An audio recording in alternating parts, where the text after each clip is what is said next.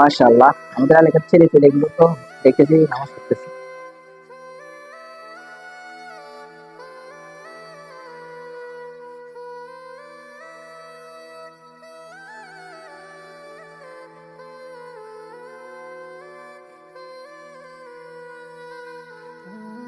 কিরে, বড় ভাইটা ওর নামাজের সামনে দিয়ে কেন হেঁটে গেল?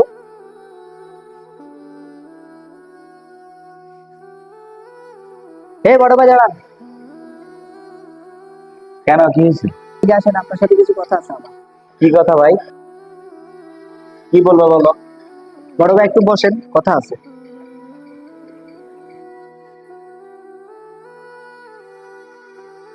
ভাই, আপনি যে কাজটা করেছেন এটা কি ঠিক করেছেন?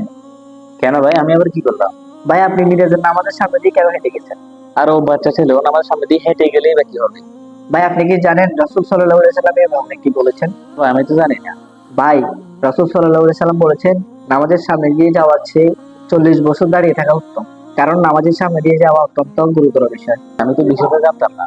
অনেক মানুষ না জানার কারণে এই ভুলটা করে থাকে। এটা জেনে যাওয়ার পর আমাদেরকে সতর্ক হতে হবে। কেন, এটা এত বড় বিষয় কেন? আসলে তখন আল্লাহর সাথেই বলতে মগ্ন থাকে। যখন কেউ তার সামনে দিয়ে যায় তখন তার মনোযোগ নষ্ট হতে পারে। আমাদের যাওয়ার দরকার, তাহলে আমরা কি করব? তাহলে তখন তার পেছন দিয়ে যাওয়ার চেষ্টা করবেন। ও আচ্ছা, বুঝতে পেরেছি ভাই।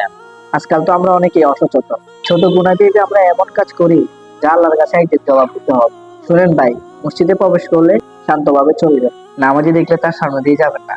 এতে আপনার ঈমান ও আদব দুটোই রক্ষা হবে। আলহামদুলিল্লাহ, আজ আমি একটি গুরুত্বপূর্ণ শিক্ষা পেলাম। আর কখন আমি নামাজের সামনে দিয়ে হাঁটবো না, ইনশাআল্লাহ। আল্লাহ তাআলা আমাদের সবাইকে নামাজের আদব কায়দা রক্ষা করার তৌফিক দান করে দেন। আমিন। আমরা কি জানি আমাদের সামান্য একটু অসাবধানতা কত বড় গুনাহের কারণ হতে পারে? পবিত্র মনে যে মানুষটি আল্লাহর দরবারে দাঁড়িয়েছেন তার সামনে দিয়ে হেঁটে যাওয়া কতটা মারাত্মক ভুল।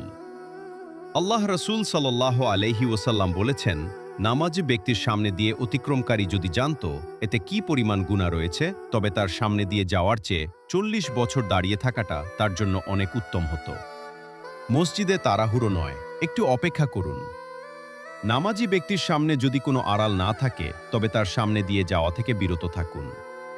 আপনার সামান্য একটু সচেতনতা রক্ষা করতে পারে একজনের ইবাদতের মনোযোগ, আর আপনাকে বাঁচাতে পারে এক বিশাল গুনাহ থেকে। আসুন নিজের ইবাদতের পাশাপাশি অন্যের ইবাদতেরও সম্মান করি। আল্লাহ আমাদের সবাইকে সঠিক বিষয়টি বোঝার তৌফিক দান করুন। আমিন।